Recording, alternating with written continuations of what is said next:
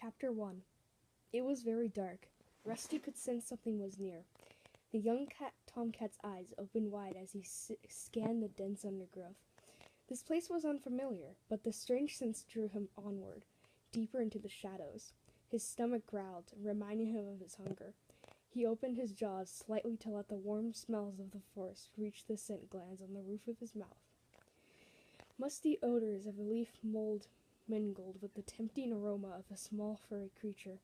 Suddenly a flash of gray raced past him. Rusty stopped still, listening. It was hiding in the leaves, less than tail lengths away. Rusty knew it was a mouse. He could feel the rapid pulsing of a tiny heart deep within his ear fur. He swallowed stiffly in his rumbling stomach. Soon his hunger would be satisfied. Slowly he lowered his body into a position, crouching for the attack. He was downwind of the mouse. He knew it was not aware of him. With one final check of his prey's position, Rusty pushed back hard on his haunches and sprang, kicking up leaves on the forest floor as he rose. The mouse dived for cover, heading toward a hole in the ground, but Rusty was already on top of it. He scooped it up into the air, hooking the helpless creature with his thorn-sharp claws. Flinging it high up in the high arc onto the leaf-covered ground, the mouse landed dazed but alive. It tried to run, but Rusty snatched it up again. He tossed the mouse once more, this time a little farther away. The mouse managed to scramble a few paces forward before Rusty caught it with it. Suddenly a noise roared nearby. Rusty looked around, and as he did so, the mouse was able to push away from his claws. When Rusty turned back, he saw it dart into the shadows, among the tangled roots of a tree. Angry, Rusty gave up the hunt. He spun around, his green eyes glaring, intent on searching out the noise that had cost him a kill. The sound rattled on, becoming more familiar. Rusty blinked open his eyes. The forest had disappeared.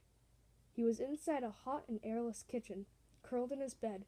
Moonlight filtered through the window, casting shadows on the smooth, hard floor. The noise had been the rattle of hard, dried pellets of food as they were dipped into his dish. Rusty had been dreaming. Lifting his head, he rested his chin on the side of his bed. His collar rubbed uncomfortably around his neck. In his dream, he had felt fresh air ruffling the soft fur where the collar usually pinched. Rusty rolled onto his back, savoring the dream for a few more moments. He could still smell mouse. It was the third time since full moon that he had had that dream, and every time the mouse had escaped his grasp, he licked his lips. From his bed, he could smell the bland odor of his food. His owners always refilled the dish before they went to bed. The dusty smell chased away the warm sense of his dream, but the hunger rumbled in his stomach. So Rusty stretched from his bed out of his limbs and padded across the kitchen floor to his dinner. The food felt dry and tasteless on his tongue. Rusty reluctantly swallowed one more mouthful. Then he turned away from the food dish and pushed his way out through the cat flap, hoping that the smell of the garden would bring back the feelings from his dream. Outside, the moon was bright. It was raining lightly. Rusty stalked down the tiny garden, following the starlit gravel path, feeling the stones cold and sharp beneath his paws. He made his dirt beneath a large bush with glossy green leaves and heavy purple flowers. Their sickly scent glowed the damp undergrowth around him, and he curled his lip to drive the smell out of his nostrils. Afterward, Rusty settled down on top of one of the posts in the fence that marked the limits of his garden. It was his favorite spot of his, as he could see right into the neighboring gardens as well as the dense green forest on the other side of the garden fence. The rain had stopped. Behind him, the close-cropped lawn was bathed in the moonlight, but beyond his fence the woods were full of shadows. Rusty stretched his head forward to take a sniff of the damp air. His skin was warm and dry under his thick coat, but he could feel the weight of the raindrops that sparkled on his ginger fur. He heard his owners giving him one last call from the back door. If he went to them now, they would greet him with gentle words and caresses and welcome him onto their bed, where he could purring, warm in the crook of a bent knee. But this time Rusty ignored his owner's voices. and turned his gaze back to the forest.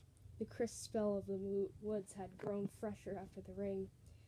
Suddenly the furnace spine prickled. Was something moving out there? Was something watching him? Rusty stared ahead, but it was impossible to see or smell anything in the dark tree-scented air. He lifted his chin boldly, stood up, and stretched one paw, gripping each corner of the fence post as he straightened his legs and arched his back.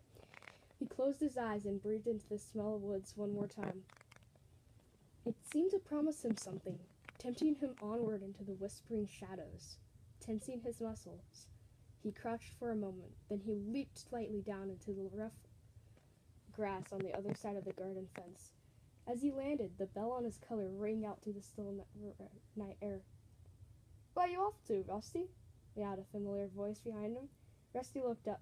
A young black and white cat was balancing ungracefully on the fence. "Hello, Smudge," Rusty replied. "You're not going into the woods, are you?" Smudge's amber eyes were huge. "Just for a look," Rusty promised, shifting uncomfortably. "You want to get me in that? It's dangerous." Smudge wrinkled his black nose with distaste. "Henry said he went into the woods once." The cat lifted his head and gestured with his nose over the rows of fences toward the garden where Henry lived. "That fat old tabby never went into the woods," Rusty scoffed. "He's hardly even beyond his own garden since the trip to the vet. All he wants to do is eat and sleep." "No, really, he caught a robin in there," Smudge insisted. "Well, if he did, then it was before the vet. Now, he complains about birds because they disturb his dozing." "Well, anyway," Smudge went on, ignoring the scorn in Rusty's mew, "Henry told me there are all sorts of dangerous animals out there. Huge wildcats who eat live rabbits for breakfast and sharpen their claws on old bones." "I'm only going for a look," Rusty meowed. "I won't stay long." "Well, don't say I didn't warn you," purred Smudge. The black and white cat turned and plunged off into the fence, back down into his own garden. Rusty sat down on the coarse grass beyond the garden fence. He gave his shoulder a nervous look and wondered how much of Smudge's gossip was true. Suddenly the movement of a tiny creature caught his eye. He watched it scuttle under some branches. Instinct made him drop into a low crouch.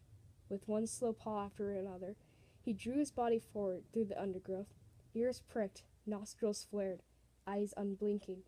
He moved toward the animal. He could see it clearly now, sitting up among the barbed branches, nibbling on a large seed that held between its paws. It was a mouse. Rusty rocked his haunches from side to side, preparing to leap. He held his breath in case of his bell ring again. Excitement coursed through him, making his heart pound. This was even better than his dreams. Then a sudden noise of cracking twigs and crunchy leaves made him jump. His bell tingled tremulously, and the mouse darted away into the thickest tangle of the bramble bush. Rusty stood very still and looked around. He could see the white tip of a red bushy tail trailing through a clump of tall ferns up ahead. He smelled a strong, strange scent. Definitely a meat-eater, but neither cat nor dog. Distracted, Rusty forgot about the mouse and watched the red tail curiously. He wanted a better look. All of Rusty's senses straying ahead as he prowled forward. Then he detected another noise. It came from behind, but it sounded muted and distant. He swiveled his ears backward to hear it better. Paw steps? He wondered, but he kept his eyes fixed on the strange red fur up ahead and continued to creep onward. It was only when a faint rustling behind him came a loud and fast-approaching leaf crackle that Rusty realized he was in danger. The creature hit him like an explosion, and Rusty was thrown sideways into a clump of nettles. Twisting and yowling, he tried to throw off the attacker that had fastened himself to his back. It was grappling with incredibly sharp claws. Rusty could feel spiked teeth prickling at his neck. He writhed and squirmed from whisker to tail, but he couldn't free himself. For a second, he felt helpless. Then he froze, thinking fast. He flipped over onto his back. He knew instinctively how dangerous it was to expose his soft belly, but it was his only chance. I'll do part 2. It's almost time for me, the max time, which sucks, but I'll do part 2 at that point. I'll do it, right now. So, yeah. Bye!